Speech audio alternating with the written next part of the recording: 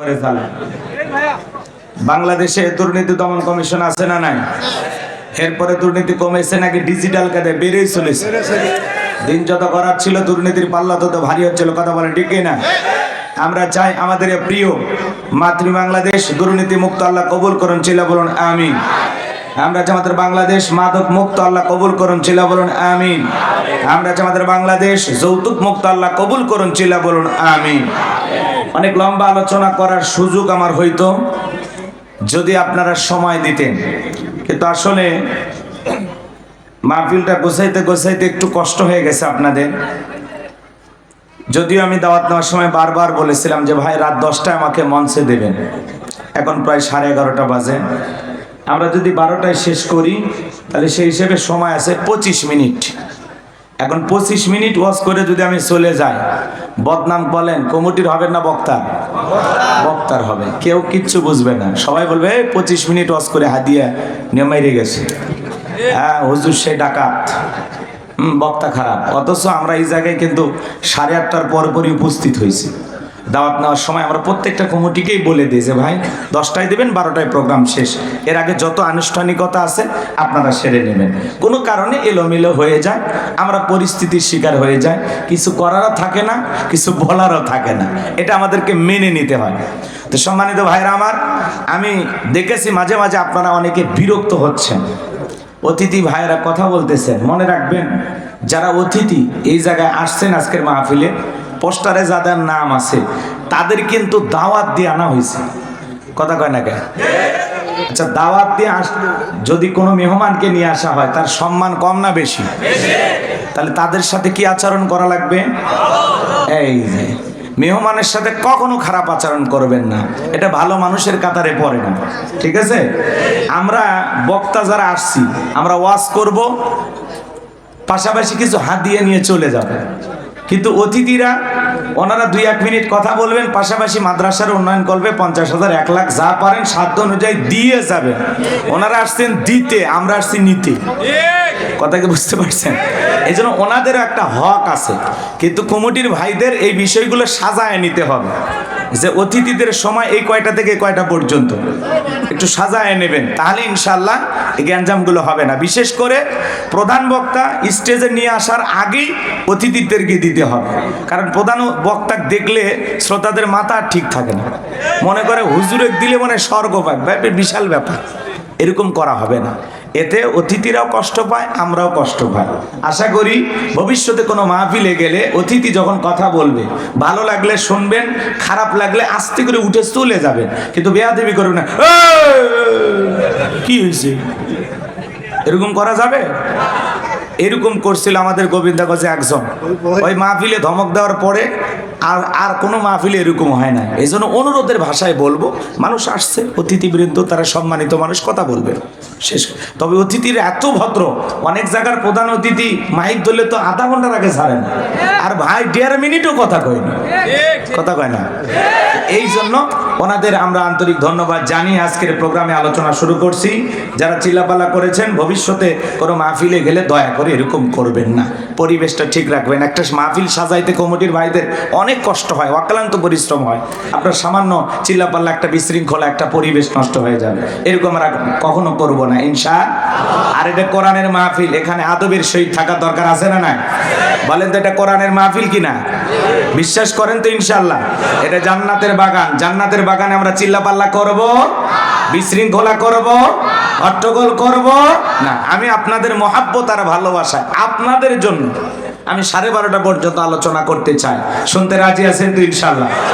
এরপরেও যদি আপনাদের ধৈর্য কুলায়, আমি রাত 1টা পর্যন্ত আলোচনা করলে আমার সমস্যা নাই। যদি আপনারা থাকেন 12:30 পর্যন্ত, কারা কারা থাকবেন 2 হাত তুলে বলেন ইনশাআল্লাহ।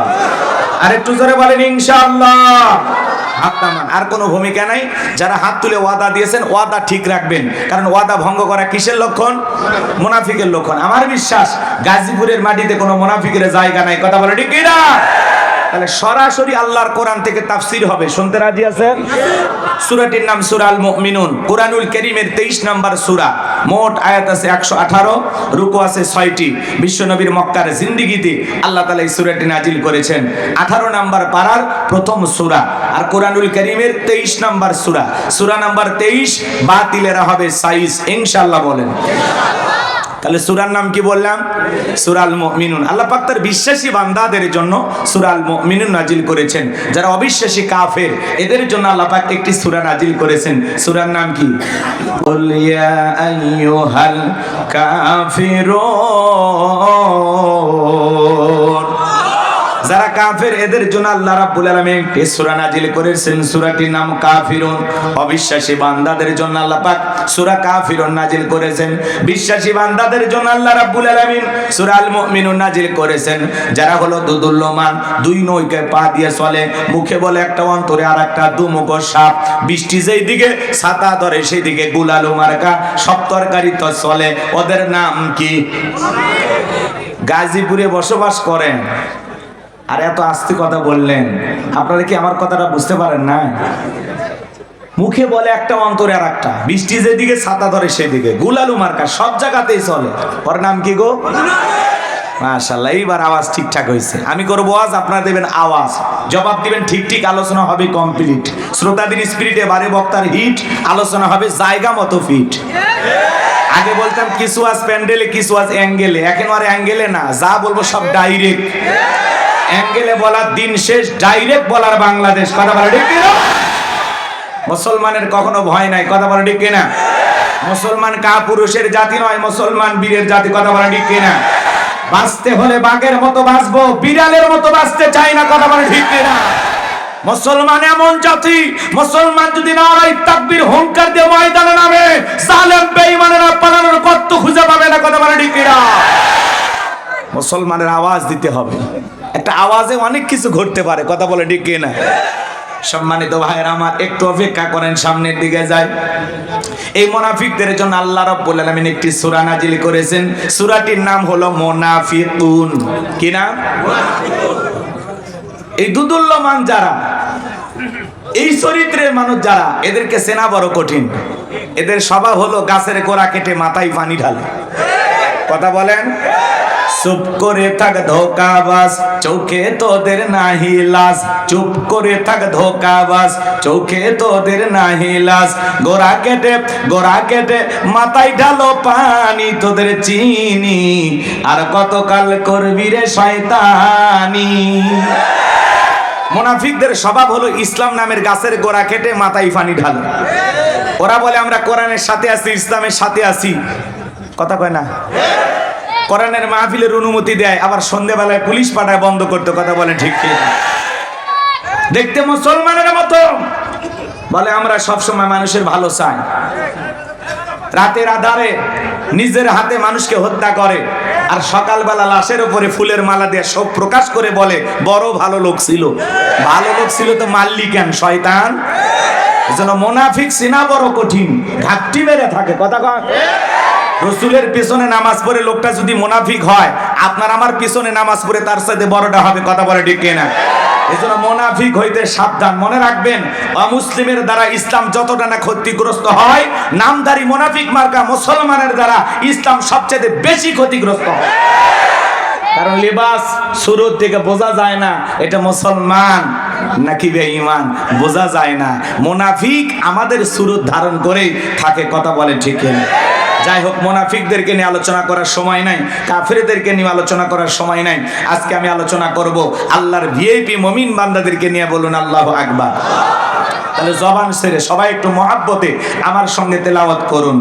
আউযু বিল্লাহি মিনাশ শাইতানির রাজীম।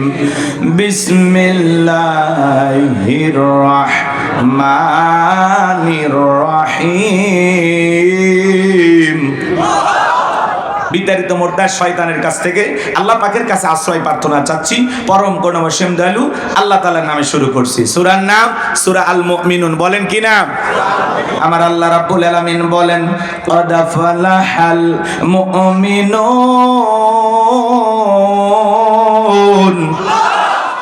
যে কোনো আয়াত বা সূরা তাফসীর করতে হলে কোন প্রেক্ষাপটে কোন সময় আল্লাহ তাআলা সেই সূরাটি বা আয়াতটি নাজিল করেছেন, সেই নাজিলের প্রেক্ষাপট জানা দরকার আছে না নাই? আরবিতে বলা হয় শানে নজুল। যদি শানে নজুল আলোচনা করা হয় তাহলে তাফসীর বুঝতে সহজ হয়। তাহলে সূরা আল মুমিনুন বিশ্বনবীর উপরে আল্লাহ তাআলা কোন প্রেক্ষাপটে কোন সময় নাজিল করেছেন, সেই নাজিলের প্রেক্ষাপট জানার দরকার আছে না নাই? আমি একটু তুলে ধরবো, কষ্ট হবে না তো ইনশাআল্লাহ? সংক্ষিপ্ত করে বলবো যেহেতু সময় কম, যতটুকু না বললেই নয়। সম্মানিত ভাইয়েরা আমার, দিল দিয়া কথাগুলো বোঝার চেষ্টা করবেন। বিশ্বনবীর প্রিয় সাহাবী হযরত ওমর ফারুক ডেকে বলেন, আমি মৌমাছির গুনগুন আওয়াজ শুনলাম। ডানে তাকায় মৌমাছি নাই, বামে তাকায় মৌমাছি নাই। বিশ্বনবীর চেহারা মোবারকের দিকে তাকায় দেখি নবীজি ফিসফিস করে কি যেন তেলাওয়াত করতেছেন। হযরত ওমর ডেকে বলেন, আমার বোঝার বাকি রইল না, আসমান থেকে নবীজির উপরে কোরআনুল কারীম নাজিল হচ্ছে আর বিশ্বনবী কোরআনুল কারীম রিসিভ করতে ব্যস্ত। বলুন সুবহানাল্লাহ। মৌমাছির গুনগুন আওয়াজ হইলে, বনবন আওয়াজ হইলে কোরআনুল কারীম নাজিল হয়। দপ্তরি ছুটির ঘন্টায় মানে টন টন আওয়াজ হইলে কোরআনুল কারীম নাজিল হয়। নবীজি যখন ঘোড়ার উপরে থাকতেন ওই সময় যদি কোরআনুল কারীম নাজিল হইতো, ওহির ভারে ঘোড়ার পা গুলো বালুর ভিতরে ডেবে যেত। বলেন আল্লাহু আকবার। নবীজি যখন উটের উপরে থাকতেন ওই সময় যদি কোরআনুল কারীম নাজিল হইতো, ওই গিরফারে উটের মাথা জমিনের সঙ্গে লেগে যেত। এক সাহাবী রানের উপরে মাথা রেখে নবীজি আরাম ফরমাচ্ছেন, ওই সময় কোরআনুল কারীম নাজিল হলো। সাহাবী ডেকে বলেন, আমার কাছে মনে হয় আমার রানটা ফেটে যাবে, আমার কাছে মনে হয় আমার রানের উপরে পাহাড় চেপে ধরা হয়েছে। তাহলে বলেন তো বাজান, কোরআনুল কারীমের একটা আলাদা ওয়েট, আলাদা একটা ওজন আছে না নাই? জীবনের প্রথম ওহী রিসিভ করতে গিয়ে নবীজির শরীর মোবারকে জ্বর পর্যন্ত এসেছিল। 8টি পদ্ধতিতে নবীজির উপরে কোরআনুল কারীম নাজিল হইতো। দীর্ঘ 23 বছরে যেই কোরআনুল কারীম বিশ্বের উপরে, বিশ্ব নবীর উপরে নাজিল হয়েছে। বাজান গো, আমার দিল দিয়ে কথাগুলো বোঝার চেষ্টা করবেন। সেই কোরআন প্রত্যেকটা মুসলমানের ঘরে ঘরে আছে। এমনও মুসলমান এই জায়গায় বসে আছে 40-50 বছর বয়স হয়ে গেছে, আল্লাহর কোরআনটা কোনোদিন খুলেও দেখে নাই। এরকম কপাল পোড়াও আছে না না? তাহলে আল্লাহ কোরআনুল কারীম কেন পাঠিয়েছেন? কোরআনের ভিতরে আল্লাহ কি বলেছেন মুসলমান হিসেবে আমাদের জানার দরকার আছে না নাই? পড়ার দরকার আছে না নাই? কোরআন পড়বেন তো ইনশাআল্লাহ। আল্লাহ যেন আমাদের সবাইকে কোরআন পড়নেওয়ালা মানুষ হিসাবে কবুল করে নেন। জোরে বলেন আমিন। লম্বা হবে, আমি লম্বা করব না। হযরত ওমর ফারুক ডেকে বলেন, নবীজির কোরআনুল কারীম রিসিভ করা শেষ হয়ে গেল। বিশ্ব নবী সাহাবায়ে কেরামদের দিকে মুখ ঘোরায় ডেকে বলেন, আমার সাহাবীরা, এই মাত্র আসমান থেকে জিবরাইল এসে আমার উপরে সূরা আল মুমিনুনের 10টি আয়াতে কারিমা নাযিল করে জানায় দিয়ে গেলেন, নবী গো, এই 10টি আয়াতের ভিতরে আল্লাহ রাব্বুল আলামিন তার আদরের মুমিন বান্দাদের জন্য 7টি কোয়ালিটি নিয়ে আলোচনা করেছেন, 7টি গুণাবলী নিয়ে আলোচনা করেছেন। কোন মুমিন যদি এই 7টি গুণে গুণান্বিত হতে পারে, 7টি গুণ দিয়ে তার জীবনটাকে সাজাইতে পারেন, আমার আল্লাহ রাব্বুল আলামিন বলেন, উলাইকা হুমুল ওয়ারিসুন আল্লাযীনা ইয়ারিসুনাল ফিরদাউস হুম ফিহা খালিদুন। আমার আল্লাহ রাব্বুল আলামিন বলেন, তারাই হবেন উত্তরাধিকারী জান্নাতুল ফিরদাউসের। সেখানে তারা চিরকাল বসবাস করবেন। আমার আল্লাহ কোনোদিন তাদেরকে জান্নাত থেকে বের করে দেবেন না। বলুন সুবহানাল্লাহ। ভাইরা আমার, দিল দিয়ে কথাগুলো বোঝার চেষ্টা করবেন। বাবা মারা গেলে ওয়ারিশ সূত্রে সন্তান যেরকম বাবার সম্পত্তির ভাগ পায়, কোন মুমিন যদি এই 7টি গুণে গুণান্বিত হতে পারে, 7টি গুণ দিয়ে তার জীবনটাকে সাজাইতে পারেন, আমার আল্লাহ রাব্বুল আলামিন তাকে জান্নাতুল ফিরদাউসের ওয়ারিশ বানায় দিবেন। বলুন সুবহানাল্লাহ। কারা কারা জান্নাতে যেতে চান? 2 হাত তুলে আল্লাহকে দেখান। আল্লাহ আমাদের সবাইকে জান্নাতি মানুষ হিসেবে কবুল করুন। জোরে বলুন আমিন। আর একটু জোরে বলুন আমিন। আরো একবার বলুন আমিন। এবার 7টা আঙ্গুল দেখান। জান্নাতে যেতে হলে কয়টা গুণাবলী? 7টি। জোরে বলেন কয়টি? আরো জোরে। জোরে হলো না, উঠেই যাবে। হ্যাঁ, একটু মিছিল করার অভ্যাস করেন। 16 বছর মিছিল করতে পারেননি, সামনে 16 বছরের কাজা আদায় করা লাগবে। হ্যাঁ, এদিক খেয়াল করেন আমার ভাইয়েরা। আল্লাহর কোন মুমিন বান্দা যদি 7টি গুণাবলী অর্জন করে, কবরে যাইতে পারে, তার নামে জান্নাতুল ফেরদাউসের ভিতরে জায়গা বরাদ্দ থাকবে। সুবহানাল্লাহ বলবেন। কোন মানুষ যদি ঢাকা উত্তরাতে একটু জমি কিনতে পারে, কথা বলেন, ঢাকা গুলশানে যদি একটা বাড়ি বানাইতে পারে, কি আনন্দ। হ্যাঁ, আজকে আমি গোলাম রব্বানী যে আলোচনা করব, ১৫০০ বছর আগে বিশ্ব নবীর মাধ্যমে আল্লাহ রাব্বুল আলামিন যে মেসেজ সূরা আল মুমিনুনে জানিয়ে দিয়েছেন, যদি আপনারা এই ৭টা গুণাবলী নিজের জীবনে ধারণ করতে পারেন, এই ৭টি গুণ দিয়ে নিজের জীবনটাকে সাজাইতে পারেন, জান্নাতুল ফেরদাউসের ভিতরে আপনার নামে জায়গা বরাদ্দ হয়ে যাবে। বলুন সুবহানাল্লাহ। তাহলে একটু শোনার দরকার আছে না নাই? হ্যাঁ, অনেকে বলে হুজুর এমন ওয়াজ করবেন যাতে জান্নাত আমরা ক্লিয়ার ভাবে পাই। আজকের আলোচনা ওইরকম, খালি ৭টা গুণাবলীর কথা বলে দিয়ে যাব, এই ৭টা গুণাবলী আমল করলে একেবারে জান্নাত ক্লিয়ার। কথা কয় না? আপনি জান্নাতে যান, এটাই তো আমার চাওয়া। আর কোনো চাওয়া আছে? কথা বলেন না কেন ভাই? আমরা সবাই যদি একই জান্নাতে থাকি, কি বলেন, মারামারি হবে? কোনো ঝামেলা হবে? জান্নাতে কোনো মারামারি আছে? জায়গা জমিনে দ্বন্দ্ব আছে? ওখানে কোনো সাদাবাজ আছে? টেন্ডারবাজ আছে? ওখানে কোনো ধরনের বিশৃঙ্খলা আছে?